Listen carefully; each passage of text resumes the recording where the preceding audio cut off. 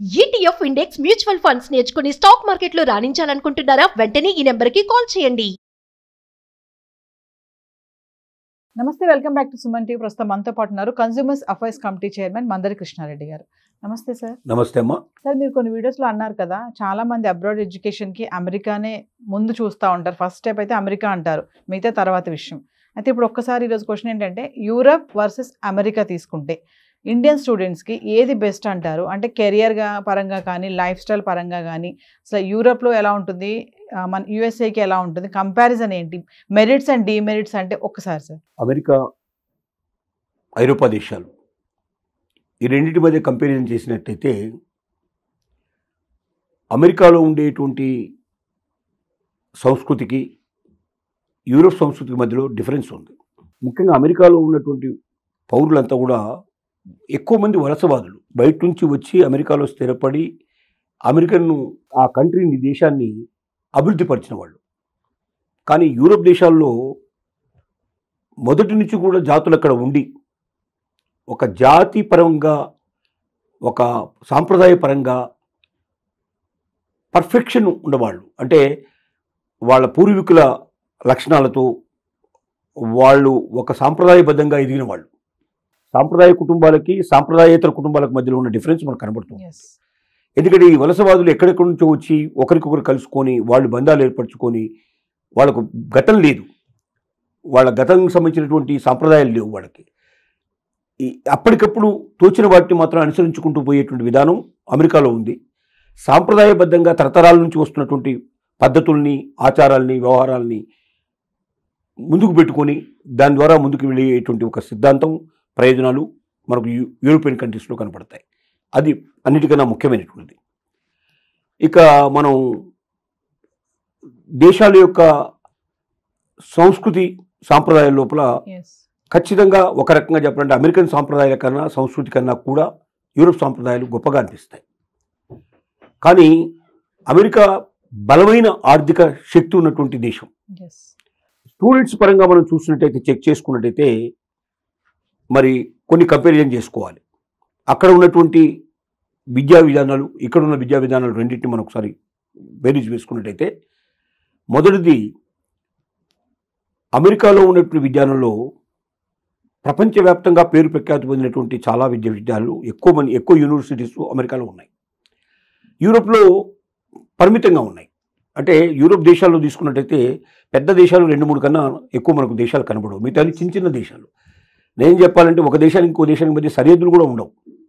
అంటే మనకు ఒక ఊరు నుంచి ఇంకో ఊరు పోతున్నట్టుగా, ఒక జిల్లా నుంచి మరో జిల్లాకు పోతున్నట్టుగా అనిపిస్తుంటుంది తప్ప అంతకన్నా పెద్ద తేడాలు ఉండవు. ఎందుకంటే సైన్యాన్ని పెట్టేసేసి దేశ సరిహద్దులు అట్లా ఉండవు.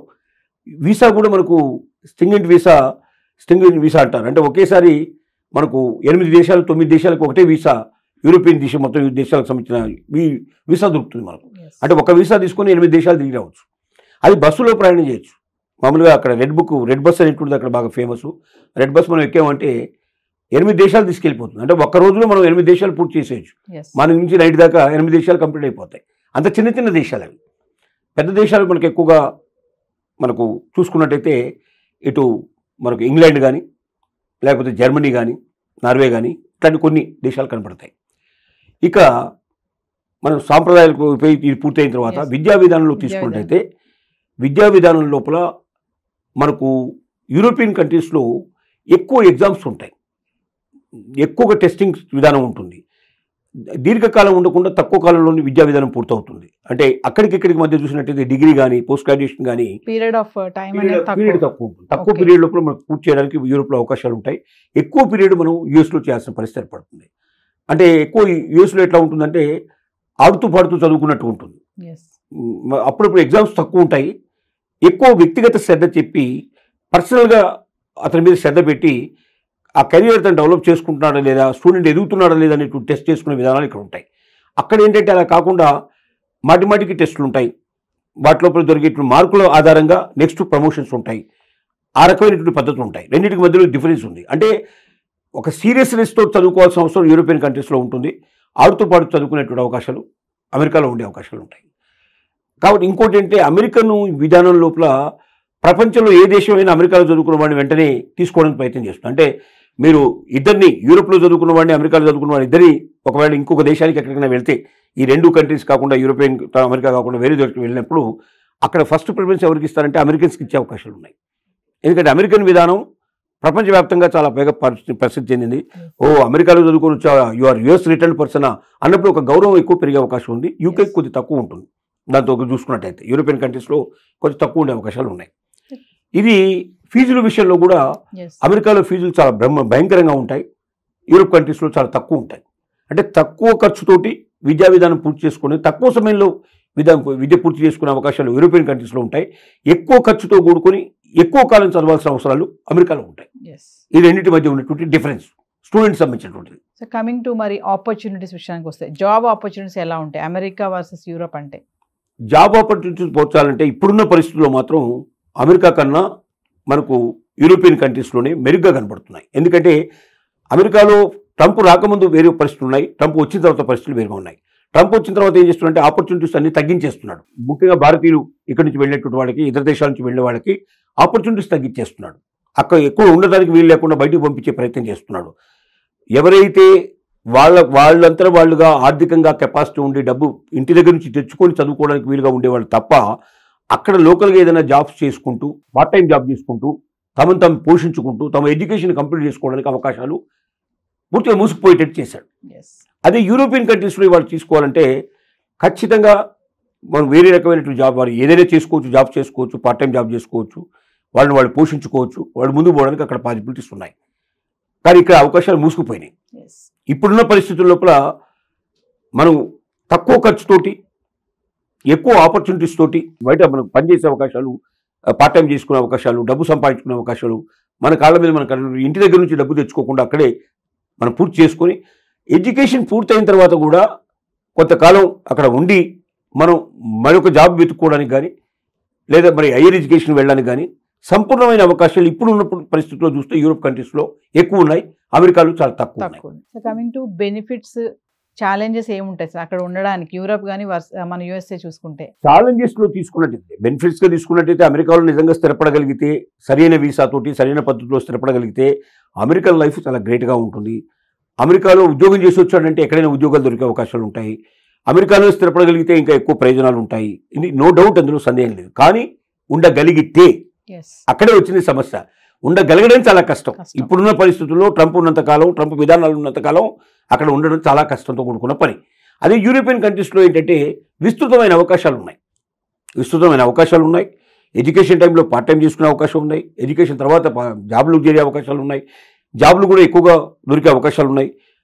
అమెరికా తర్వాత నెక్స్ట్ ప్రిఫరెన్స్ ప్రపంచం లోపల యూరోపియన్ కంట్రీస్కే ఎక్కువ ఇస్తారు. మీరు లండన్లో చదివి వచ్చారంటే కూడా అమెరికాలో లండన్లో చదివినానికి సెకండ్ ప్రిఫరెన్స్ తప్పనిసరిగా లండన్ వాళ్ళని తీసుకోవడానికి పాసిబిలిటీస్ ఉన్నాయి. అలాగే జర్మనీలో కూడా చదివినా కూడా జర్మనీ కూడా అంత మంచి ప్రాముఖ్యత ఉంది. ఎందుకంటే ఆ దేశాలని కూడా చాలా మనకు మొదటి ప్రపంచ యుద్ధం కన్నా ముందే బాగా అభివృద్ధి అయినాయి. అవి అసలు మనకు బ్రిటిష్ని చూస్తే రవి అస్తమించని బ్రిటిష్ సామ్రాజ్యం అంటారు. రవి అస్తమించని బ్రిటిష్ సామ్రాజ్యం అంటే సూర్యుడు అస్తమించాడు. ఎందుకు అస్తమించాడు? సూర్యుడు ఉదయించేది కొన్ని దేశాల లోపల సూర్యుడు మనకు ఇవాళ పగలుంటే అక్కడ రాత్రి ఉంటుంది వేరే దేశాల్లో. కానీ రాత్రి పగలుండే దేశాలన్నిటి జయించింది బ్రిటిష్ గవర్నమెంట్. మన భారతదేశం వాళ్ళ కింద ఉంది, అలాగే లండన్ వాళ్ళ కింద ఉంది, ఇంకా చాలా దేశాలు వాళ్ళు జయించారు. భారతదేశంలో పగలైతే ఇంకో దగ్గర రాత్రి ఉంటుంది. ఆ రాత్రి ఉండే దేశాలు జయించారు, పగలుండే దేశాలు జయించారు. ఇంకా బ్రిటిష్ రవి అస్తమించిన సామ్రాజ్యం ఎందుకన్నారంటే సూర్యుడు ఎప్పుడు చూసినా వాళ్ళ దేశంలో ఎక్కడి దగ్గర ఉంటాడు కాబట్టి సూర్యుడు అస్తమించే అవకాశం లేదు. అంత పేరు ప్రఖ్యాతులు వహించినటువంటిది, అంత బలమైనటువంటి పునాదులు కలిగిన దేశాలు యూరోపియన్ దేశాలు. కాబట్టి యూరోపియన్ దేశాల్లో కూడా చాలా అవకాశాలు ఉన్నాయి. అయితే ఇంత శాలరీస్ ఉండవు, శాలరీస్ తక్కువ ఉంటాయి, ఖర్చులు కూడా తక్కువ ఉంటాయి. అమెరికాలో శాలరీ ఎక్కువ, ఖర్చు ఎక్కువ. మనం అనుకుంటాం మామూలుగా వాటర్ బాటిల్ $4 పెట్టి కొనుక్కోవాలి. ఇక్కడ అమెరికాలో $1 అంటే $86. $4 అంటే ఎంత అయింది? దాదాపుగా $400 సుమారుగా అవుతుంది. $400 పెట్టి వాటర్ కొనుక్కోవాలి. $20 కొనుక్కోవడానికి మనం చాలాసార్లు ఆలోచిస్తాం. అక్కడ $400 టకటక కొనేస్తూ ఉంటారు. అంటే ఏమైంది? ఇక్కడ రూపాయి మార్క విలువ అక్కడికి వచ్చేసరికల్లా $86 అయిపోయింది. అంటే ఖర్చు చాలా ఎక్కువ, ఆదాయం ఎక్కువ, ఖర్చు ఎక్కువ. యూరోపియన్ దేశాల్లో ఖర్చు తక్కువ, ఆదాయం తక్కువ. ఇది కంపారిజన్లో చూసినట్టయితే. సో సో ఫైనల్గా సార్, మామూలుగా అబ్రాడ్ ఎడ్యుకేషన్కి వెళ్ళాలి అనుకునే స్టూడెంట్స్ ఆ ఫినాన్షియల్ మేనేజ్మెంట్ అనేది ఎలా చేసుకోవాలంటారు? ఇప్పుడు అమెరికా వెళ్ళాలనుకుంటే మాత్రం ఖచ్చితంగా ఫైనాన్షియల్ మేనేజ్మెంట్లో ఇంటి దగ్గర నుంచి తీసుకెళ్ళడానికి ఇక్కడ నుంచి డబ్బు వస్తే తప్ప అమెరికాలో మరొక రకం ఉన్న అవకాశాలన్నీ మూసుకుపోయినాయి. ఇది వాస్తవం. కళను వదిలిపెట్టండి, అవాస్తవంలో బతకండి, అబద్ధాల్లో బతకండి. మీ తల్లిదండ్రులు మీరు మాయ చేసి వెళ్ళిపోయి అక్కడ నేను సంపాదించుకోగలను, నేను చేసుకోగలను చెప్పేసి ఏదో ఒక ఇక్కడ మాత్రం పంపించడానికి డబ్బులు ఏదో తీసుకొని అప్పో చేసేసి తీసుకొని అక్కడికి వెళ్ళి అక్కడ అవస్థలు పడి చిట్ట చివరికి సంఖ్యలు వేయించుకొని భారతదేశానికి రావాల్సిన పరిస్థితులు ఏర్పడతాయి. అది మీకు అవమానకరం, మీ తల్లిదండ్రులకు అవమానకరం, మీ భవిష్యత్తు కూడా పూర్తిగా అంధకారం అయిపోతుంది. కాబట్టి అలాంటి పనులు మీరు చేయకండి.